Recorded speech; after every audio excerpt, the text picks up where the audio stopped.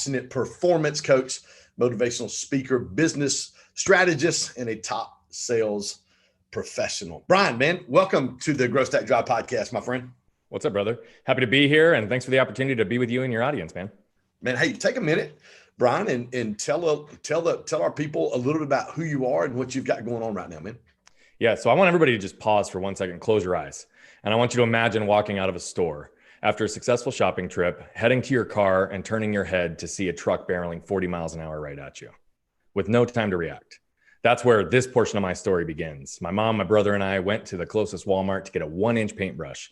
And as we're heading back to our car, I've always had an excitement and vigor for life. So of course I'm to the car first, waiting for my mom and brother to catch up to unlock the doors. And as that was happening, we get to the car. I'm waiting for her to catch up so we can go home and use that 1-inch paintbrush. A truck pulls up in front of the store and the driver and middle passenger get out. Passenger all the way to the right feels the truck moving backwards, just like any one of us would do. He's moved over to put his foot on the brake, but he instead hit the gas. Combination of shock and force threw him up onto the steering wheel, up onto the dashboard. And before you know it, he's catapulting 40 miles an hour right at us. We were in an end spot. He went up and over the median, went up over the tree in the median, hit our car. And we believe I was holding onto the handle, knocked me down to the ground, ran over me diagonally, tore my spleen, left a tire track scar on my stomach, and continued on to sever my left arm completely from my body. Wow. So now we're laying in a parking lot in 110 degrees in the middle of August in Phoenix, Arizona. And fortunately, my guardian angel walked out of the store right when that happened. She saw the life and limb scenario ahead of her, ran over to stop the bleeding. Otherwise, I wouldn't be here to talk with you today, brother.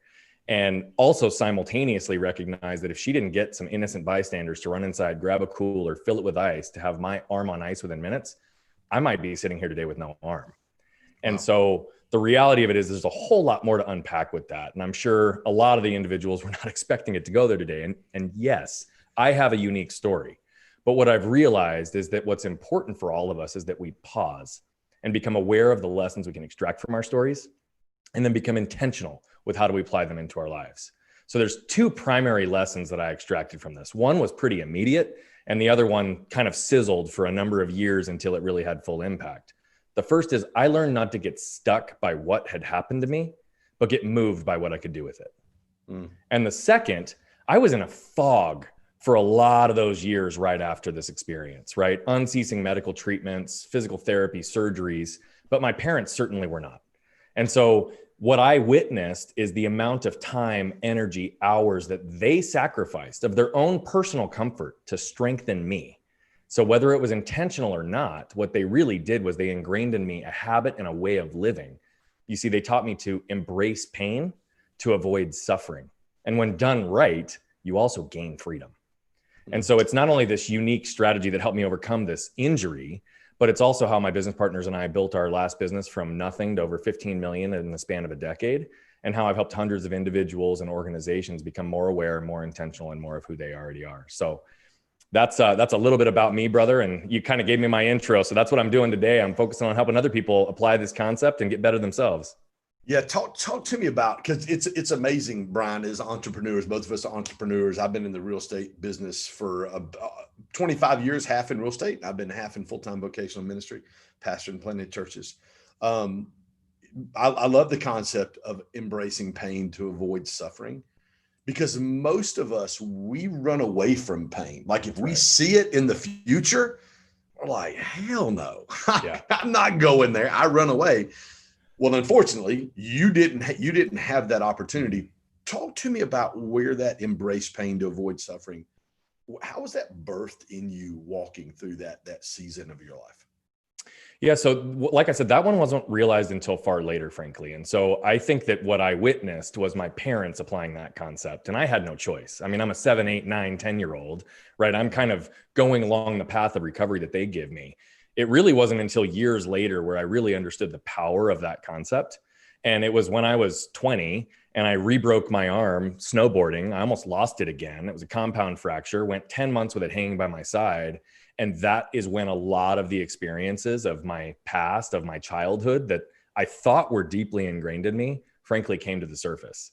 And I realized that I was in a position where I really needed to embrace the pain. And I'll tell you, the first pain I had to embrace, I had built a narrative for myself that I had everything handled, that I was good. I had this crusty exterior, like Bogert's got it. I can handle this. I can do anything, right?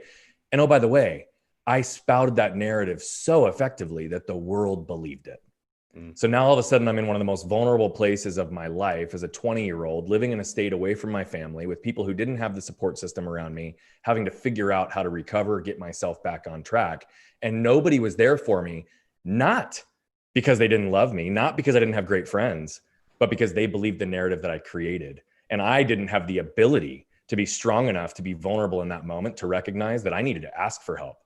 That was the moment of I needed to start turning into that, embracing the pain of like letting my guard down, letting people in, allowing human connection to take place and all of those benefits. And had I not done that, I would have suffered for the rest of my life.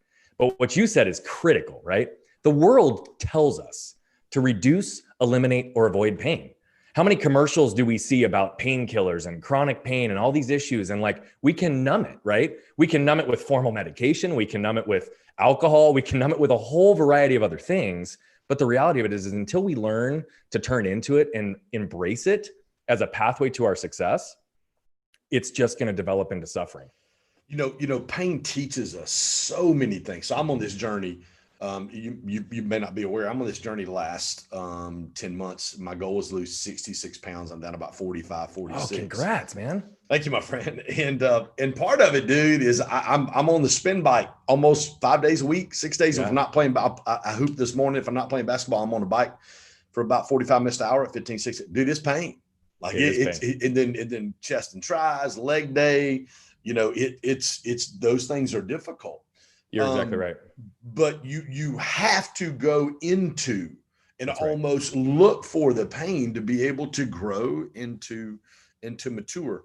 One of the things you said just a minute ago was you really had to kind of drop your guard. And I know one of the things you talk about, and I think, so we've got a mutual friend in Anthony Trucks who I think the world of, and who has spent hours with me kind of helping me, with my coaching business, with my podcast, those kind of things. And one of the things that we talk about a lot, and I say this with a lot of different guests and stuff, is there's one thing you can't fake, and that's being authentic. That's right, man. And you talked about that. So talk to me about that journey when you broke your arm on snowboarding and you literally kind of had to take the mask off and let the guard down. You learned to be authentic in that season of your life. Talk to us about that journey. Yeah. So I started to learn to be authentic. There was another piece that drove me there. So, I have my life kind of bucketed into 3 different categories. It's like post-accident, before I rebroke it. And what I learned in that period of time, because I didn't want to be the victim, I didn't want to be the center of attention, was I learned how to read other people. My emotional intelligence went way through the roof. I knew how to read people, anticipate scenarios, read groups of individuals, read micro expressions, read emotions.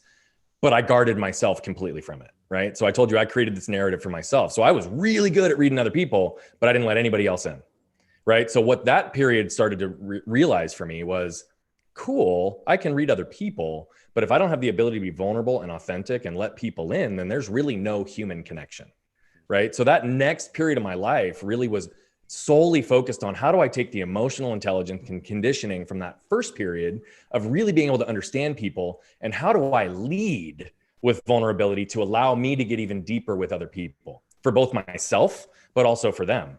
What's interesting is my wife will tell you, we've been together for 14 years. She'll say, you are a materially different person today than you were when I met you, right? And it really has to do with this process. So I just became vigilantly focused on how do I improve my ability to lead first with vulnerability, right? If I can show my wounds, if I can show my struggles, it automatically brings other people's walls down, versus the chest bumping and puffing that so much of people in society do, right? Around like really the competitive nature. I'm like, look, man, I don't know it all. I don't even know what I don't know. So if I can put myself in a position to be vulnerable, and what I realized is I really went deep in that. Here's the crazy part. I also 3-4 years ago started having some other health issues. Couldn't figure it out. Went to 7 specialists. They were all like, Bogert, you're completely fine. You're completely healthy. Ended up finally finding a guy that went down a rabbit hole, and over 6 months of tests found that I have a rare and extreme case of growth hormone deficiency. Fatigue and cognitive dysfunction were the 2 biggest things. If you can't tell, energy and like my intellect are 2 things that I rely on, right? And so all of a sudden, like my sense of self is being rattled, but it also caused me to experience emotion in a way that I had never experienced. You see, when I shut off physical pain, I also shut off emotional pain, which also means that when you shut off the dark, you shut off the light. And so this aha moment a few years ago where I'm laying on the couch with my daughter, all of a sudden she leans back, puts her arm around me and tells me how much she loves me and how much fun she's having with me. I was overtaken with joy in a way that I've never experienced in my life, to the point that it brought me to tears, right? And all of a sudden the aha moment for me was great. Human connection, vulnerability, authenticity, all great. Human connection without emotion is not human connection. And so this last period of my life has really been leaning in to just not only show vulnerability and authenticity, but to have empathy and understanding through the full spectrum of emotions that I've now pushed myself into. Hey, why do you think people are so afraid of the emotional part of that human connection, Brian? Because I think we're conditioned as a society. I think that so many of us were brought up to, just shove stuff down and just deal. It's like, suck it up, right? Be tough, move on. I think our society, right, even looks at different elements of emotion and how things kind of transfer. It was interesting. I was listening to a book this morning by Brene Brown, and I didn't know this before, but she's phenomenal and she's great. She's unlocked some stuff for me just by studying her work. But what was interesting is she was talking about the 1948 leadership deck that the Air Force used to have versus the one today. She pulled it out of the archives and she's looking at it. And all it talked about was emotions and understanding and connection and like, how do we lead through feeling? And this was 1948, right? Mm-hmm. Today's is all about structural leadership, organizational leadership, tactical leadership. And there's almost no reference to the emotional component. As a society, we've just crusted ourselves up. But if we don't tap into that, right? I used to think it was all about mindset. If I just set my mind to something, if I just do something, great, I can push through it. And oh, by the way, that worked for a big part of my life. But I truly believe that the people that unlock at this point are those that understand the narrative that's created by the mind, those that understand the narrative that are created by the heart, and really understand how to regulate between the two and which one to trust in the moment. But I think we're conditioned, right? Like our parents, our businesses, our everything, all the leadership stuff, until recently, frankly, has been like not about emotion and human connection. It's about tactical operational stuff. Which is why my two favorite authors in the world are Pat Lencioni and Simon Sinek. Hands down, I love them both. They're my favorite. Yep. And you see in that a different model for business, and that's what I like with my one-on-one clients. I coach business owners across the country and in Europe. It is when you can take the mixture of that authenticity with business acumen and help them when they have that, like you said, that aha moment of, it's okay. We do that through core values. We have 5: passion, focus, intentionality, teachability, and flexibility. Those are our 5 core values for all of my companies and things that I teach my clients. But when we do that through the level of human connection, I love what you said. Human connection without emotion isn't human connection. When you put that part in it, because we're human beings, not human doings. Human beings, like not human doings. It's not all about doing. Mindset is very important, but it is super important about emotion. Talk to me about, like, on your coaching side, on your podcast and the things that you do, Brian. Talk about how, like, with new clients, how do you navigate through the emotional side of building a business and building a team, say a Simon Sinek or a Pat Lencioni would talk about a lot? What does that look like for you, Brian? So I think everything in my coaching philosophy starts with 2 things. It's awareness and intentionality. What we're not aware of, we can't be intentional with, right? And what I know, right, is there's 11 million bits of information that our minds process every second, but we're only consciously aware of about 40. So what that says that is in life, we are largely led by the unconscious. And so many people are just feeling like it's fate and life happens to them, which is why they feel like victims and have no control. What do we all seek more than anything? Some ability to control, some ability to influence our future, feeling like we can have some influence on our destiny, right? And so it's a matter of systematically moving things from the unconscious to the conscious, so that then we can be aware and intentional with how do we move forward. And oh, by the way, that's also with emotions. And so I go through a very extensive process to get people to go inward, right? Ask a lot of questions to really challenge the status quo and understand, what are the behavior patterns that exist in your life, right? When people ask me, oh, are you a life coach? Are you a business coach? No, I consider myself a human behavior and performance coach, because until we understand the human behavior and the patterns that exist in your life, you can't maximize your performance, period. Right. And so with most of my clients, it goes through a really big process of extraction to understand, and then we can become intentional to align our lives with the things that become important to us. So for me, it's all about awareness and intentionality. That is what allows us to be who we already are, our most authentic selves, and start shedding the layers, frankly, of all of the shoulds and needs to, and you should be doing this in your life that we've been conditioned for the last few decades. So somebody's listening to us, and we're 15, 16 minutes into this podcast, into the show today. What would you say to somebody who is, we talk about awareness and intentionality, what would you say to somebody about how important their circle of influence and the people that they spend time with in their lives would be? Oh, it's huge. I mean, every single person out in the world saying like, you are the byproduct of your 5 closest people. I believe that to my heart, right? You have to surround yourself with good people. And I say good people to start with, because I think there's a lot of individuals who don't necessarily have that good component to them, who have ulterior motives and can take advantage of you. But I also think that we need to surround ourselves with people that challenge us, that allow us to see our blind spots, that call us on our stuff, right? That put it in our face, and also who are better than us in many other ways. I don't want to be the smartest guy in any circle I'm in. I don't want to be the most successful guy in any circle I'm in, because you rise to the lowest common denominator. And so for me, right, it's like in sports. When I used to play sports, I wanted to play up. I wanted to play with guys that were older, bigger, faster, because it made me better. It's the same thing in life. So that's not to say ditch your friends, right, that you've had for your entire life. I think there's connection and commonality and reasons to have lots of people in your life. But I am huge on making sure you surround yourself with the right people, right? You talked about Anthony Trucks. The ability to know Anthony Trucks, Anthony makes me better in the time I've known him, right? And I have a feeling you and I are going to be the same way with each other, right? Yes. Yeah, most days. It's funny you said that. Every day in my 10X planner, I've got a quote, and it's get in rooms with people who think bigger than you do. Yeah, man. Like if I'm the smartest guy in the room, I'm in the wrong room. That's right. If I'm the wealthiest guy, if I'm the most authentic guy, I'm in the wrong room. So you said just a minute ago, you talked about like the human condition, about how we want to be in control. Yep. Do you think that that desire to be in control, Brian, is what keeps us from when we see pain in the future? Do you think that's what keeps us from navigating away from the pain instead of literally running at it head first because we want to be in control? Yeah, I really do. I think that because we want to be in control, that until we can recognize that actually embracing that vulnerability of going into the pain, right, that we actually have less control. It's a total mind flip, right? Because the reality of it is when we can turn into that, that's when we have more control, because we actually put ourselves in a position to receive and allow the world and the energy to flow through us by putting ourselves in that position of pain, right? I'm going to use an example that you said, because I want to give some people some really concrete ways to think about this idea of pain, because it's not just in business. It's not just in life.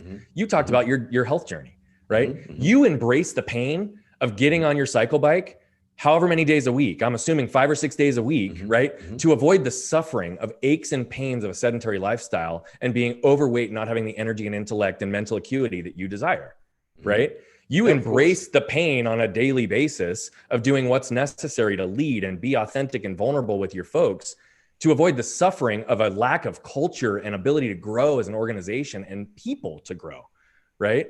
We can embrace the pain of a difficult conversation with a loved one or spouse to avoid the suffering of a loveless marriage, or ultimately wanting a divorce and not actually having the ability and the spine to tell ourselves that we're going to push through the pain because this isn't the right scenario for us, right?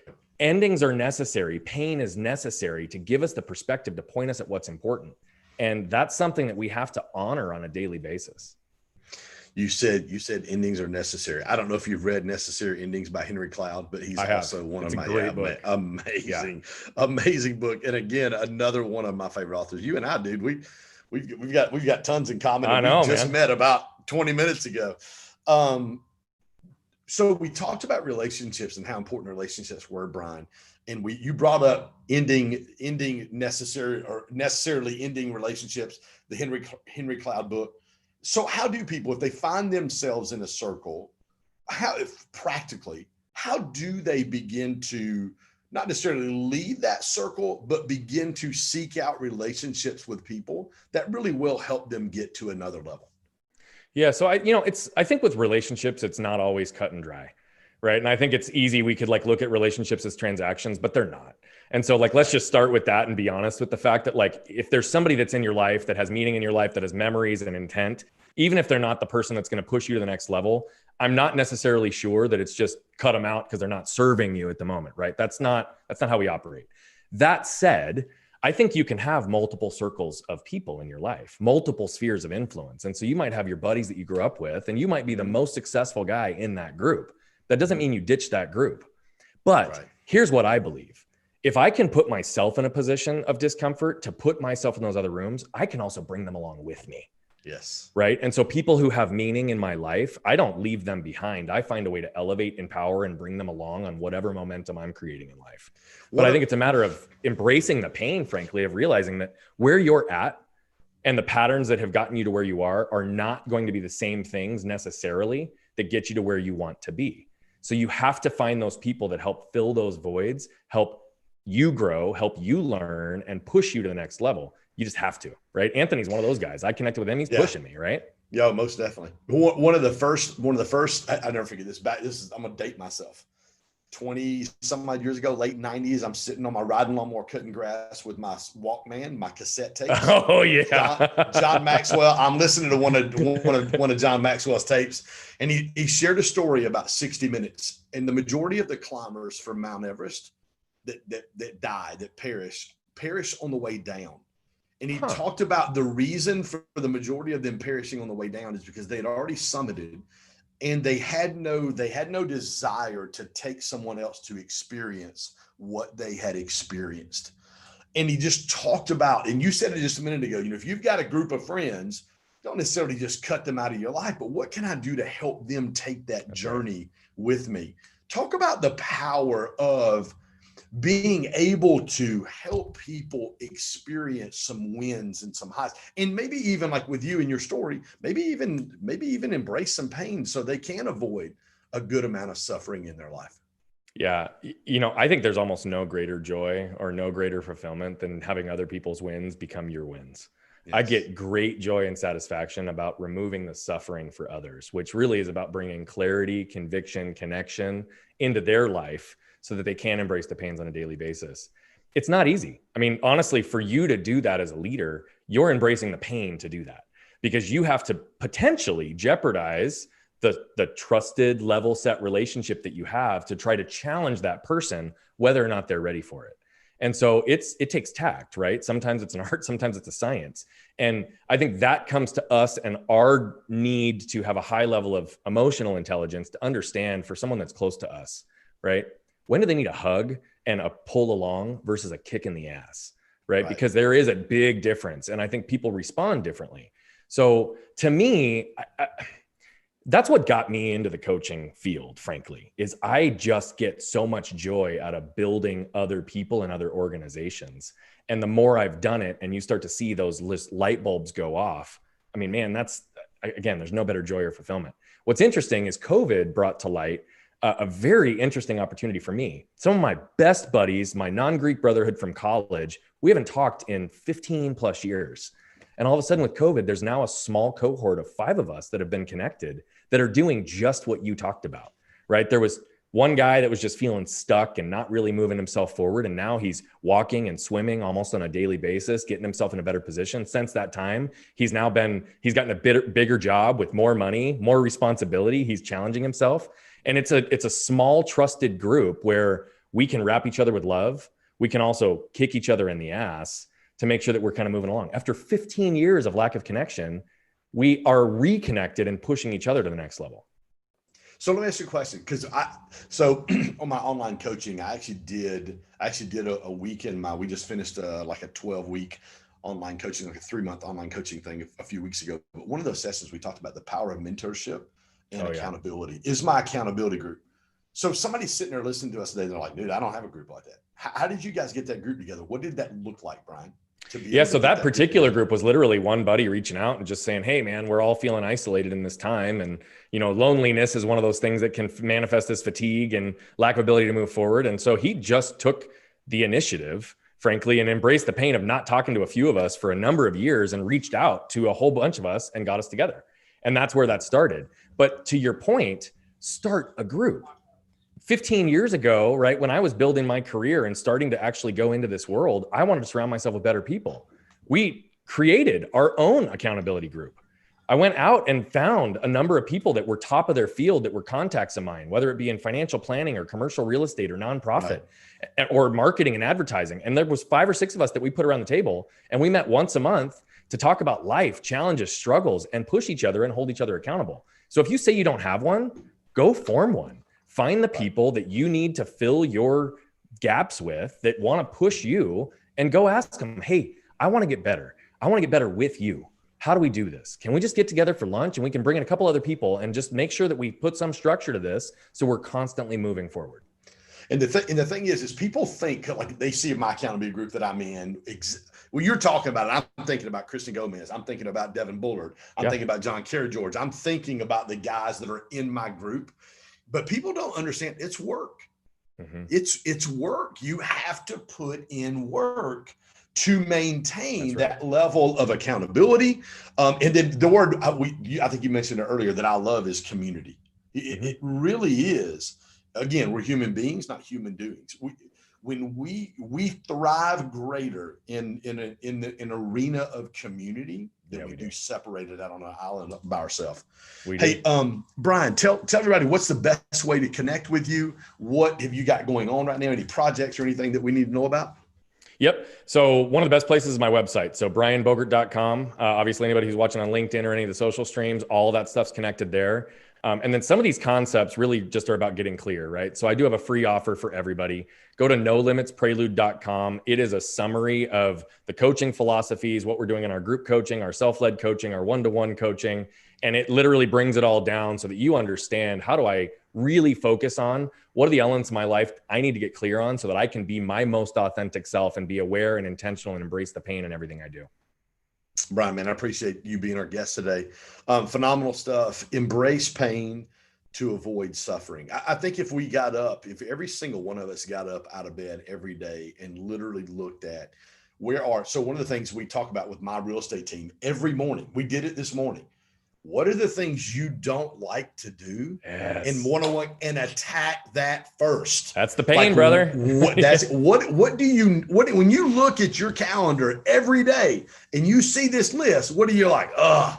Go after that first. When it's leg day, bro, I'm like, you freaking kidding me. Let's go hit the squat machine. Let's go get it done, because I'm like, don't put it off to last. Like let's go tackle it right now, dude. Yeah, when you do that on the days that you don't want to, it feels so much better.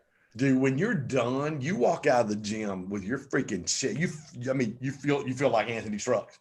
You feel swole. You know what I'm saying? A neck this big. Yes, exactly right. You feel like you played the NFL and major D1 college football. So, but Brian, again, thank you, man. Hey, listen, you guys check out my friend Brian and what he's got going on. Human connection without emotion isn't human connection. Dude, I love your heart. I love your passion, dude. We're reading the same books. Look forward to staying connected with you, man, and following and gleaning off of you. I love Proverbs 27:17 says iron sharpens iron. And it really is. And this is one of the reasons I do our podcast, is to be able to connect with guys like you. And I knew when Anthony said, hey, you got to connect with my guy, Brian, I knew it was going to be special. So thank you, Ken. Thanks again, Brian, for being our guest today. Hey guys, listen, join us tomorrow at noon Eastern time for our Grow Stack Drive podcast. Thanks for joining us today. Brian, you have a blessed day, my friend. You as well, brother.